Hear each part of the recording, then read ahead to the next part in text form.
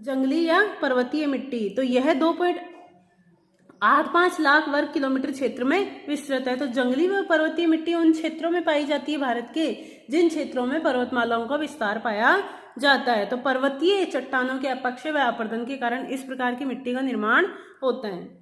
जलवायु व पारिस्थितिकी के अनुसार इन मिट्टियों की प्रकृति में भिन्नता पाई जाती है। यह निर्माणाधीन मिट्टी है, यानी यह पूर्णतः विकसित मिट्टी नहीं है। जैसे ही चट्टानों का अपक्षय व अपरदन होगा तो मोटे मोटे कंकड़ पत्थर की इसमें क्या पाई जाएगी, अधिकता पाई जाएगी। साथ में इसमें ह्यूमस तत्व, क्योंकि ढलान अधिक होते हैं तो ह्यूमस तत्व भी कम होंगे और इस मिट्टी की प्रोफाइल भी पूर्णतः विकसित नहीं होगी, क्योंकि ढाल के साथ साथ ये मिट्टी जैसे जैसे बनेगी वैसे नीचे की ओर प्रवाहित हो जाएगी।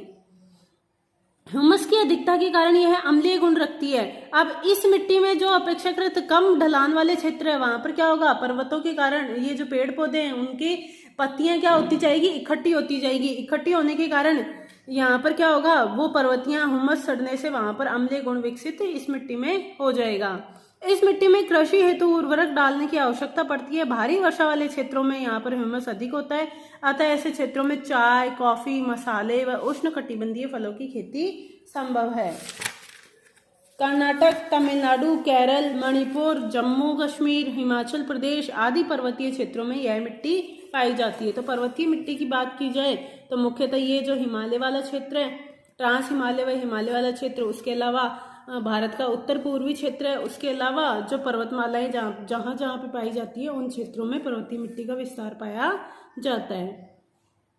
मिश्रित फल, गेहूं, मक्का, जौ की खेती के लिए भी यह मिट्टी उपयुक्त होती है। इस पर्वतीय मिट्टी में पोटास, फास्फोरिक एसिड और चूने की कमी पाई जाती है। यानी NPH की अगर बात की जाए तो न तो इसमें नाइट्रोजन की कमी पाई जाती है और न ही ह्यूमस की कमी पाई जाती है। तो ये नाइट्रोजन व ह्यूमस इसमें पर्याप्त मात्रा में पाए जाते हैं। सिर्फ इसमें P यानी फास्फोरिक एसिड, K यानी पोटास और Ca यानी चूना, इन 3 तत्वों की कमी इसमें पाई जाती है। इसमें NPH जो भारतीय मिट्टी की विशेषता है, मुख्यतः NPH की कमी, तो उसमें जो पर्वतीय मिट्टी है उसमें N और H यानी नाइट्रोजन और ह्यूमस पर्याप्त मात्रा में पाए जाते हैं। सिर्फ फास्फोरिक एसिड, पोटास और कैल्शियम की कमी पाई जाती है। कैल्शियम यानी चूना। अब है शुष्क व मरुस्थलीय मिट्टी। तो भारत के ऐसे क्षेत्र जहां पर मरुस्थलीय परिस्थितियां पाई जाती है वहां पर मरुस्थलीय मिट्टी का विस्तार पाया जाता है। तो शुष्क व अर्धशुष्क क्षेत्रों में इस मिट्टी का विस्तार 1.42 लाख वर्ग किलोमीटर क्षेत्र में है। इस मिट्टी में बालू की मात्रा अधिक होती है। बालू की मात्रा अपेक्षाकृत रेत के जो मोटे कण होते हैं उनकी अधिकता होती है। तो यह मोटे अनाज जैसे कि ज्वार और बाजरा आदि की खेती के लिए उपयुक्त होती है।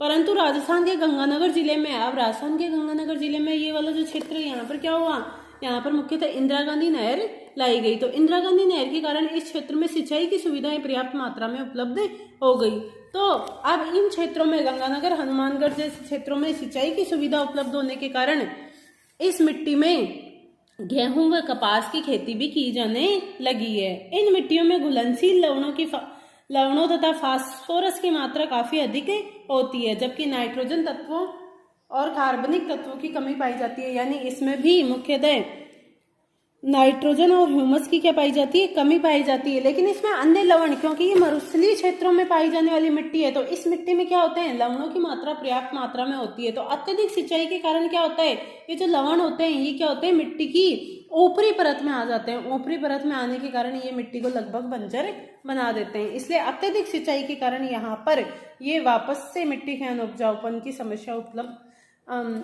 हो रही है। नेक्स्ट हम पढ़ते हैं लवणीय व क्षारीय मिट्टी। तो यह मिट्टी राजस्थान, पंजाब, हरियाणा, यूपी, बिहार, महाराष्ट्र, तमिलनाडु के शुष्क व अर्धशुष्क प्रदेशों में, शुष्क व अर्धशुष्क यानी ऐसे क्षेत्र जहाँ की मिट्टी या तो शुष्क है या फिर अर्धशुष्क है, यानी मरुस्थलीय मिट्टी है, उसमें लवणों की मात्रा पहले से ही अधिक है।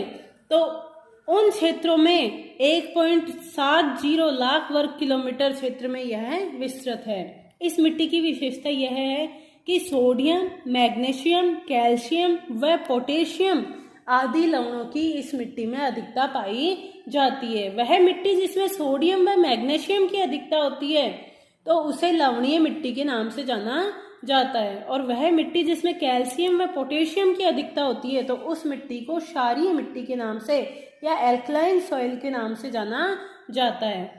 अतः ये मिट्टी खेती के लिए उपयुक्त नहीं होती। अब देखा जाए तो विशेषकर नहरी सिंचाई के क्षेत्रों में, जैसे कि वर्तमान में गंगानगर हनुमानगढ़ वाले क्षेत्र में अत्यधिक सिंचाई के कारण केशिका क्रिया क्या होती है? Capillary action. जैसे ही किसी क्षेत्र में मिट्टी में हम पानी डालते हैं तो उसमें क्या होते हैं? छोटे छोटे पोर्स होते हैं। उन पोर्स के थ्रू क्या होते हैं? जो लवण होते हैं वो मिट्टी की ऊपरी परत में आ जाते हैं,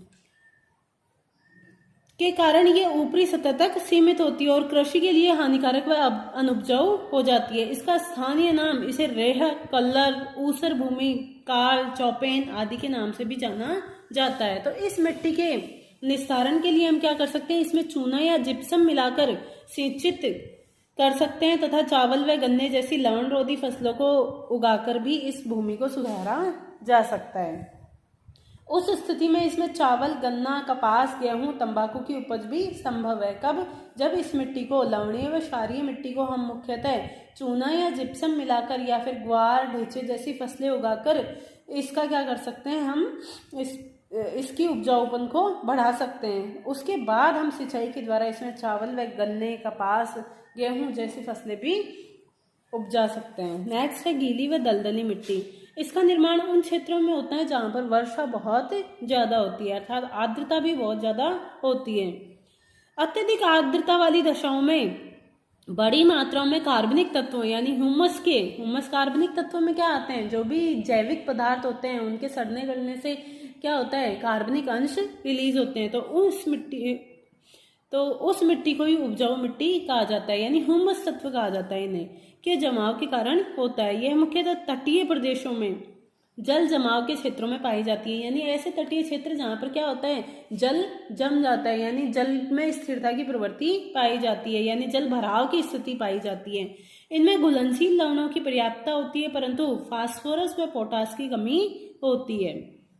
गीली मिट्टी प्राय चावल की खेती के लिए उपयुक्त होती है। दलदली मिट्टी का निर्माण जल जमाव वाले क्षेत्रों में वात निरपेक्ष दशा में, वात निरपेक्ष का मतलब होता है मिट्टी में भी वायु की कुछ मात्रा पाई जाती है, यानी छोटे छोटे छिद्र या रंध्र होते हैं जिनमें वायु उपस्थित होती है, लेकिन जब उसमें अत्यधिक मात्रा में जल प्रवेश कर जाता है तो क्या होता है? वो वायु वहां से निकल जाती है और जल में जो मिट्टी है उसमें वायु का अभाव हो जाता है, तो उसे वात निरपेक्ष दशा कहते हैं। तो इस दशा में क्या होता है? मिट्टी में जो लौह तत्व होता है, लौह तत्व की उपस्थिति व बड़ी मात्रा में वनस्पतियों के कारण होती है। यह मिट्टी खेती के लिए अनुपयुक्त होती है, यानी जो दलदली मिट्टी होती है इसमें वायु की कमी के कारण यह मिट्टी जो होती है मुख्यतः खेती के लिए अनुपयुक्त होती है। अब है मिट्टी